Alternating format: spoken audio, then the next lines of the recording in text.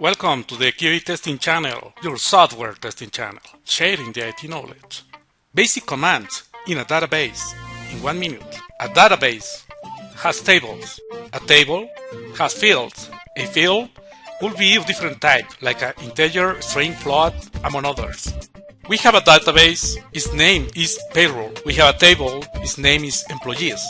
Employees has different fields. Employee ID, that is a key field, name, salary, and active. Those are the fields. This table has 3 records, and the key field on them are different. Employee ID has 1, 2, and 3. In the 1, the name is Fernando, in the 2 is Charlie, 3 is Mike. Based on this example, we use the command select. Select is used to get data already stored in a table in a database. For example, the sentence will be like select star from employees where salary is equal to 1,000. The result of this sentence or command will be the employee ID is 1, name Fernando, salary is 1,000, and active is yes. The other example is insert.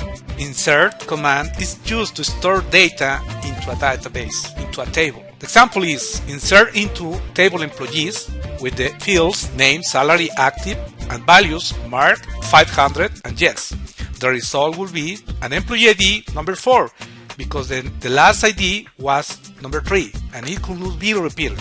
It's unique value and the name is marked, salary 500 and active is yes. The other example is update. Update command. Update is used to modify or alter data already stored in a table in the database. The example is update employees set active equal no, where name is equal to Mark. The result will be employee ID number 4, name is Mark, salary 500, and active is already changed to no. Next example, the command delete is used to remove or delete data in a table of a database. The example is delete from employees where active is no or is equal to no. The result will be all the fields that has active equal no will be removed as it is shown right now. Thanks for watching the QA testing channel, your software testing channel, sharing the IT knowledge.